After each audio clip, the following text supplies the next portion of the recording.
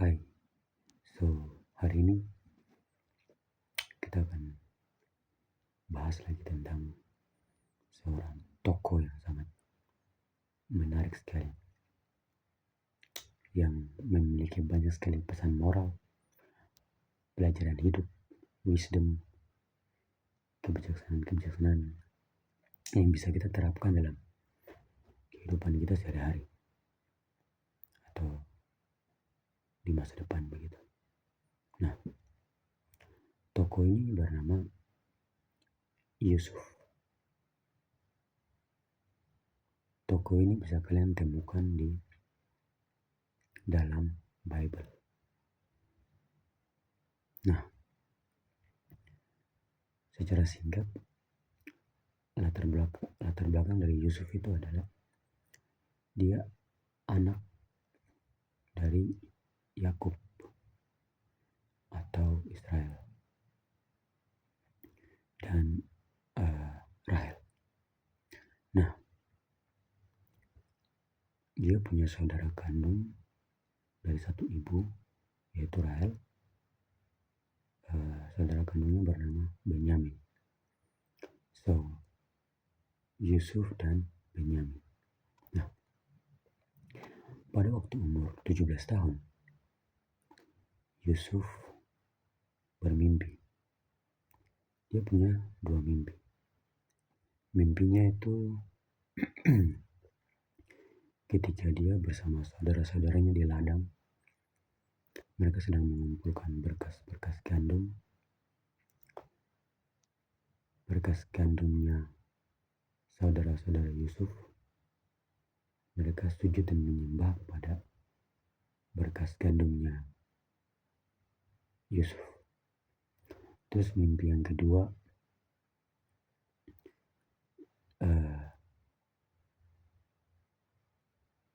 dia bermimpi tentang matahari, bulan, dan 11 bintang sujud menyembah kepada dia.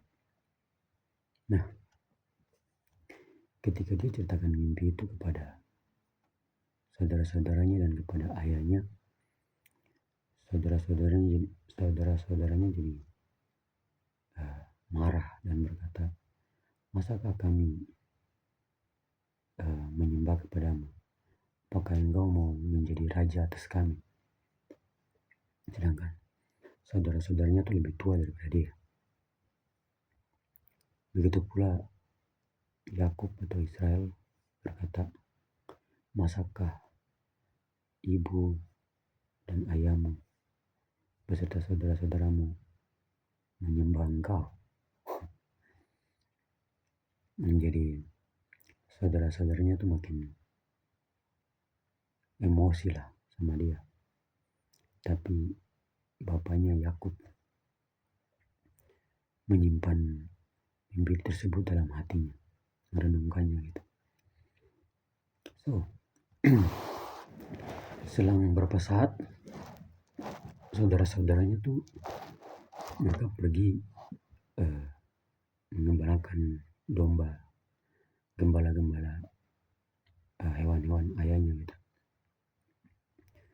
Nah, pada saat itu karena mereka mengembalakannya lumayan jauh ya lokasinya, Yakub atau Israel berkata atau memerintahkan Yusuf untuk pergi memeriksakan saudara-saudaranya itu dan datang kembali mengabari dia. Istilahnya dia pergi mengecek kondisi mereka lah, keadaan mereka. Nah, saat Yusuf pergi ke saudara-saudaranya, ketika dia sudah dekat dengan saudara-saudaranya tuh sudah melihat dia dari jauh, dan kemudian mereka bersekongkol untuk membunuh dia karena mimpi-mimpi, cerita-cerita yang sudah dia ceritakan kepada mereka itu kan. Dan juga Yusuf ini anak yang paling disayangi sama Yakub atau Israel, karena Yusuf itu lahir di masa tuanya dan merupakan anak dari Rahel yang merupakan istri yang paling dicintainya. So,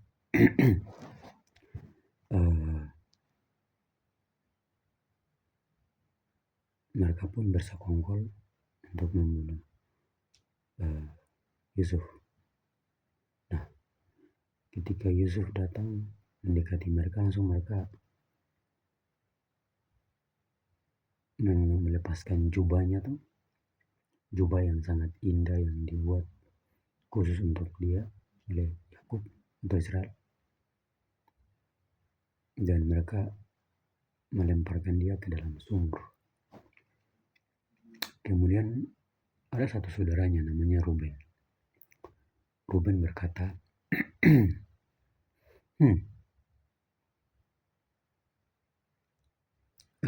daripada kita membunuh dia, mending kita lemparkan dia ke dalam sumur saja.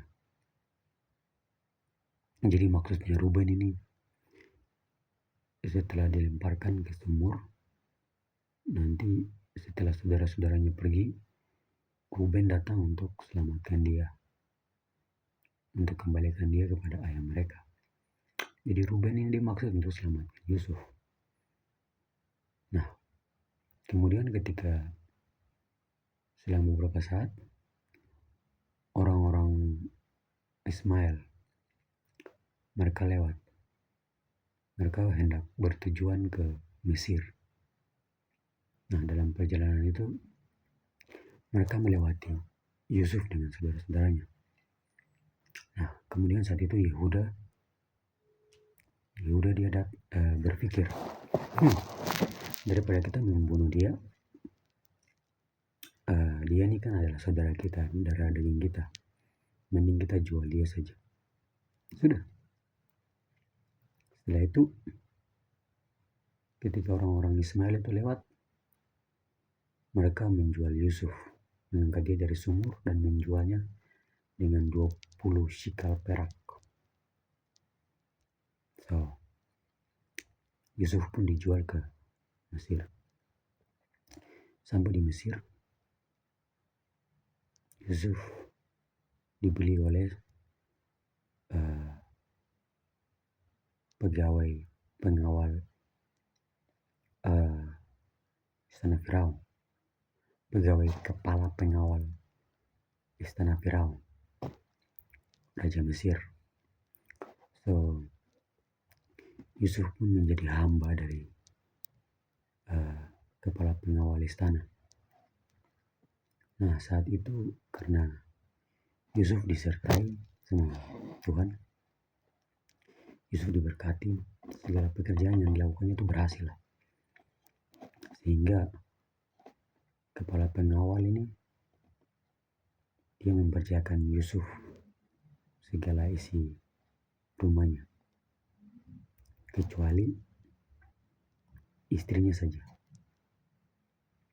So, Yusuf ini diberikan kuasa atas rumah dari kepala pengawal ini, sehingga rumah dari kepala pengawal ini diberkati sekali dan sangat melimpah kekayaannya, karena apa yang dilakukan oleh Yusuf itu berhasil dan diberkati oleh Tuhan. Nah, kemudian Yusuf ini karena dia adalah orang yang sangat manis sikapnya,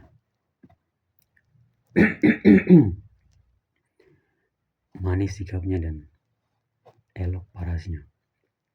Jadi dengan kata lain, orang yang sangat rupawan dan baik, ganteng kayak gitu, enak dipandang. Sehingga hal itu membuat istri dari pengawal istana Firaun, Raja Mesir, yaitu istrinya Potifar. dia nih memandang Yusuf dengan birahi. Istilahnya dia menginginkan Yusuf gitu untuk tidur dengan dia. Nah, pada saat itu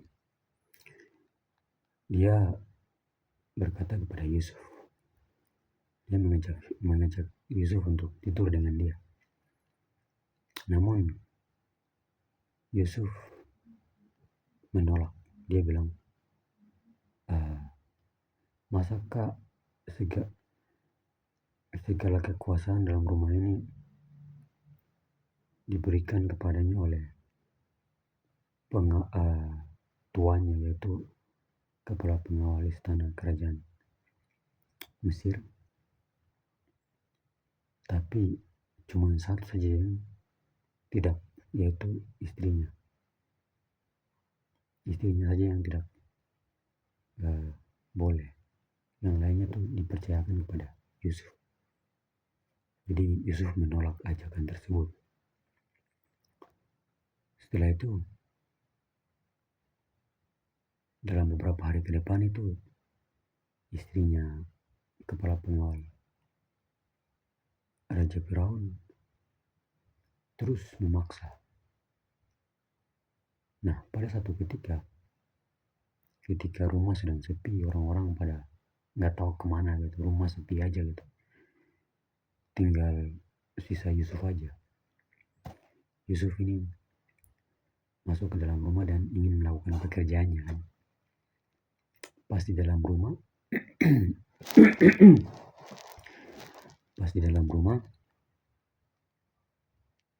istrinya kepala pengawal kerajaan Raja Mesir sedang ada di dalam rumah, sehingga dia mencoba membujuk Yusuf lagi, dan ajakannya itu pun ditolak. Nah, dalam prosesnya tuh si Yusuf ini bajunya ketinggalan dan dipegang sama istrinya kepala pengawal kerajaan ini. Nah, sehingga karena bajunya yang ketinggalan itu, baju tersebut dijadikan senjata oleh istri dari kepala pengawal kerajaan Mesir ini untuk menjebak Yusuf. Akhirnya Yusuf pun dijebak dengan istilahnya cerita palsu. Dia membohong kepada kepada pengawal raja ini. Dia bilang si Yusuf ini mencoba untuk tidur dengan dia. Akhirnya dia berteriak dengan keras-keras sehingga Yusuf pun takut dan lari. Ketika dia lari, dia meninggalkan bajunya. Akhirnya si raja kepala pengawal kerajaan ini marah dan memenjarakan Yusuf. Yusuf pun dijebloskan ke dalam penjara. Nah, ketika Yusuf di dalam penjara, dia menjadi kesukaan dari kepala penjara. Jadi kepala penjaranya tuh memberikan kekuasaan lagi atas tahanan dalam penjara itu kepada Yusuf. Karena Yusuf ini dia orang yang bijaksana dan apa yang dilakukannya itu berhasil begitu. Diberkati sehingga kepala penjara tuh mempercayakan si penjara tuh kepada Yusuf lagi. Jadi pada suatu ketika Raja Mesir, Raja Firaun, dia marah gitu sama juru roti sama juru minumnya. Nah, juru roti sama juru minum ini mereka dijebloskan ke dalam penjara, di mana Yusuf yang dipercayakan mengelola penjara tersebut. Nah, ketika Yusuf sedang istilahnya berjalan memeriksa para tahanan gitu, dia berkunjung ke juru minum sama juru roti ini, dan dia melihat juru roti sama juru minum ini mereka gelisah gitu, mereka tidak tenang. Akhirnya dia bertanya, kenapa kalian berwajah muram seperti itu? Akhirnya mereka bilang bahwa mereka memiliki mimpi, dan mimpi itu membuat mereka tidak tenang begitu, suram. Akhirnya si juru roti sama juru minuman ini cerita apa mimpinya. Nah, si juru minum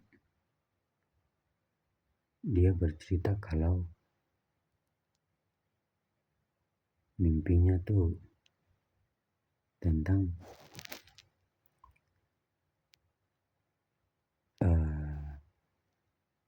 dalam tiga buah anggur begitu, dan mimpinya tuh tentang dia menguras buah anggur tersebut dan diberikan kepada Firaun.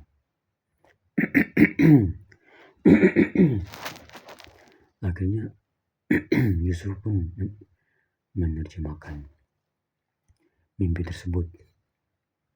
Nah, mimpi tersebut diterjemahkan oleh Yusuf bahwa 3 buah anggur itu artinya dalam 3 hari Firaun akan mengangkat dia dan mengembalikan dia ke dalam posisinya sebagai juru minum. Nah, mendengar bahwa arti dari mimpi juru minuman ini sangat bagus sekali. Akhirnya dia si juru rotinya nih, dia menceritakan mimpinya juga. Dia bilang, oh ya, saya juga punya mimpi. Mimpinya tuh tentang dia punya bakul roti gitu, 3 bakul roti. Nah, 3 bakul roti ini nih dia taruh di atas kepalanya gitu, mau dibawa ke Firaun. Tapi burung-burung datang baru hinggap dan memakan roti yang sudah diolahnya. Akhirnya Yusuf pun menerjemahkan mimpi itu. Dia bilang bahwa dalam 3 hari engkau akan diangkat oleh Firaun dan engkau akan digantung, dan burung-burung akan datang memakan dagingmu.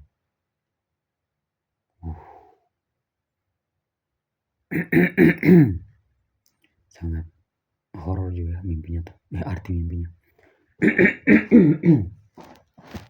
Tapi akhirnya dalam beberapa saat kemudian mimpi tersebut terlaksana.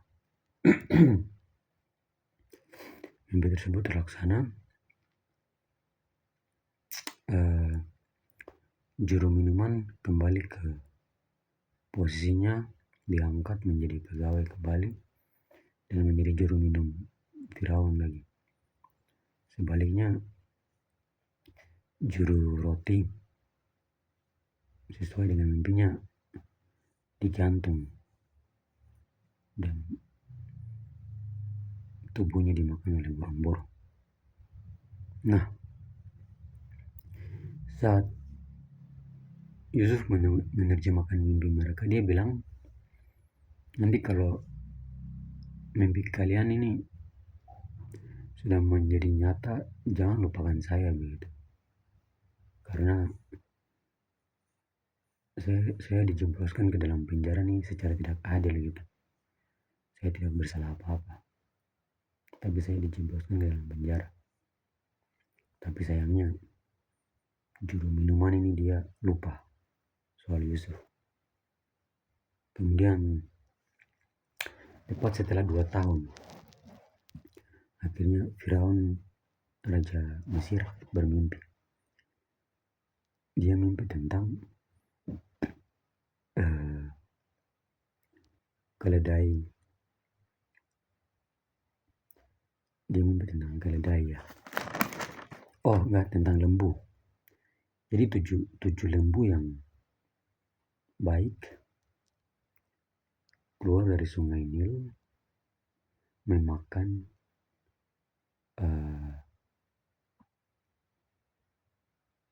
rumput.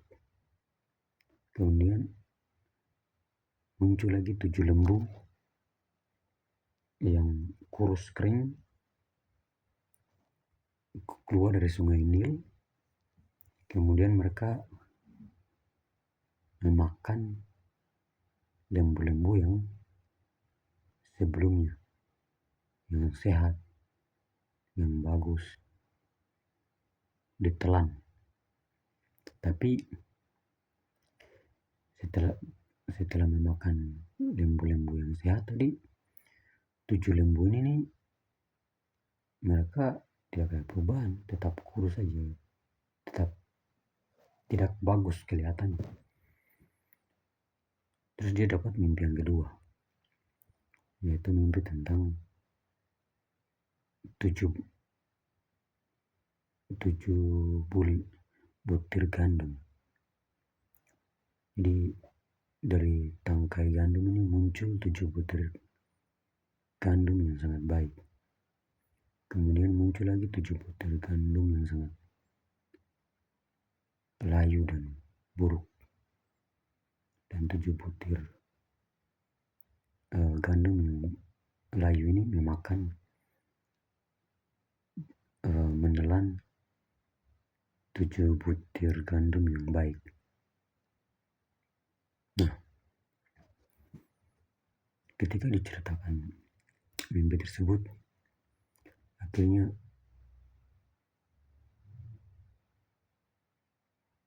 Yusuf dipanggil untuk mengartikan mimpinya. Karena di dalam istana seluruh tanah Mesir, Raja Firaun memanggil ahli-ahlinya, tidak ada yang bisa menerjemahkan. Sehingga juru minuman ini mengingat Yusuf dan menyarankan untuk Firaun memanggil Yusuf menerjemahkan mimpi tersebut, karena sebelumnya dia sudah terjemahkan mimpi juru roti dan juru minum, dan ternyata terjemahannya benar.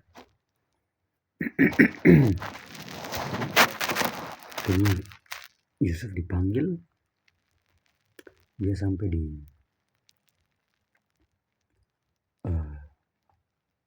depan Raja Firaun setelah sudah dicukur rapi, berpakaian baik, sopan itu. Dia berhadapan dengan Firaun. Kemudian dia menceritakan mimpinya itu. Akhirnya Yusuf berkata,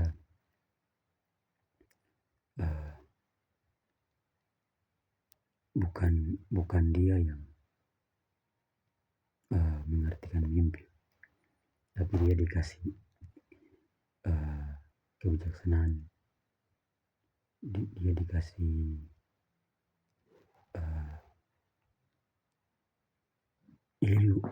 ilham dari Tuhan untuk bisa menerjemahkan mimpi. So, oke. Setelah itu Firaun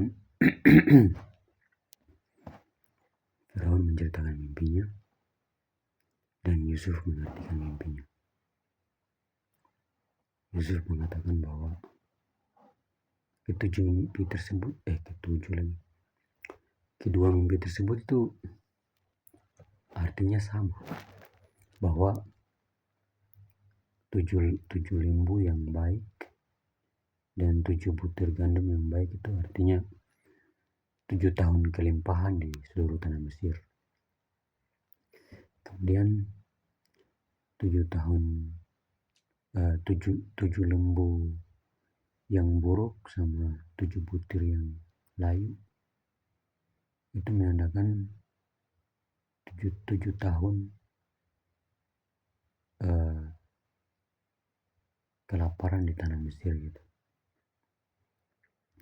Sehingga Yusuf menyarankan kepada Raja Firaun bahwa dia coba harus memilih orang yang bijaksana, yang pandai, yang cermat membuat keputusan agar dalam 7 tahun kelimpahan itu mereka menyimpan bahan makanan untuk ketika 7 tahun kelaparan itu seluruh tanah Mesir bisa bertahan selama 7 tahun tersebut. Akhirnya Raja Mesir kayak wow, ternyata benar orang ini memang bisa mengartikan mimpi. Dan dia bilang memang orang ini, si Yusuf ini dipenuhi oleh roh Tuhan begitu. Dan orang yang sangat pandai dan bijaksana. Akhirnya Yusuf pun dikatakan, dinobatkan sama Firaun pada hari itu juga sebagai orang yang berkuasa atas seluruh tanah Mesir untuk apa yang akan terjadi dalam 14 tahun ke depan sesuai mimpi tersebut. So Yusuf pun dikasih cincin sebagai tanda penguasa seluruh tanah Mesir, dan juga dia dikasih istri namanya Asnat. Kemudian Firaun berkata bahwa cuman tahta ini saja yang membedakan antara Yusuf dengan Raja Mesir. Dia bilang hanya ini kelebihanku. Aku Firaun. Kelebihanku tuh tahta ini. Sedangkan seluruh tanah Mesir itu di bawah kekuasaan. Tidak ada orang yang bergerak tanpa sepengetahuanmu. Wow. Itu sangat luar biasa sekali. Nah, jadi kalau kita lihat dari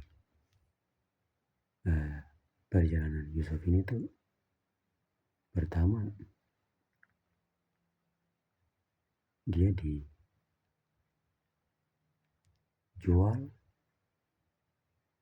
dia mengalami masa-masa yang buruk, kesengsaraan begitu,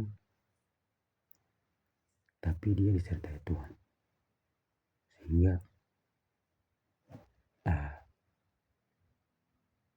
waktu dia di rumah pengawal istana kerajaan, kepala pengawal istana kerajaan, dia bisa dipercayakan atas seisi rumah kepala pengawal tersebut, dan apa yang dilakukan itu berhasil. Begitu pula ketika dia dijebloskan ke dalam penjara, dia dipercayakan atas seluruh tahanan penjara, seluruh isi penjara tersebut. Dan dia tetap memegang kuat setia kepada perintah dari Tuhan. Dia bisa melawan, lari dari cobaan yang diberikan oleh istri dari pengawal, kepala pengawal kerajaan. Kemudian dengan segala hal yang sudah dia lalui, dia mendapat banyak sekali kebijaksanaan. Akhirnya dia dipercayakan atas seluruh tanah Mesir. Dia datang sebagai budak, orang yang dijual, dan pada akhirnya dia berkuasa atas tanah Mesir. Tapi untuk sampai di titik itu, dia harus sengsara, kerja keras dulu. Artinya dia harus buktikan bahwa dia layak untuk diberikan tanggung jawab yang sangat besar, dengan bukti bahwa ketika diberikan tanggung jawab kekuasaan atas perkara-perkara kecil, hal-hal kecil, dia mampu, sehingga ketika dia dipercayakan untuk kekuasaan yang lebih besar lagi.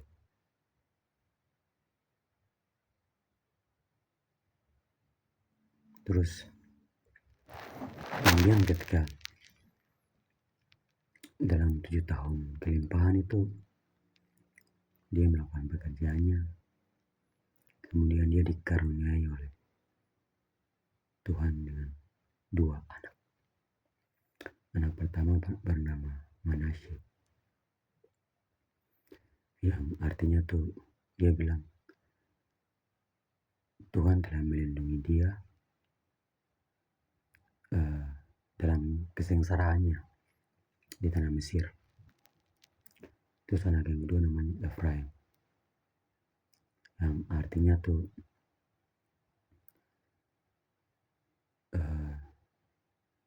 Tuhan telah memberikan dia anak di tempat kesengsaraannya. Wow. Dan akhirnya tuh pesan moral cerita tentang Yusuf ini adalah dia walaupun mengalami kesengsaraan yang begitu besar, dia tetap bekerja, tetap taat, dan tetap berpegang teguh berharap sama Tuhan, sehingga dia dipercayakan mulai dari hal-hal kecil sampai hal-hal yang besar, dan dia diberkati.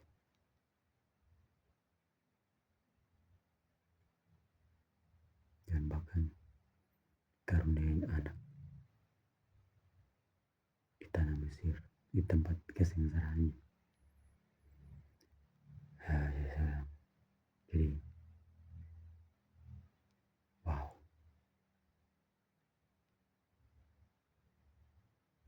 sangat luar biasa sekali seorang Yusuf.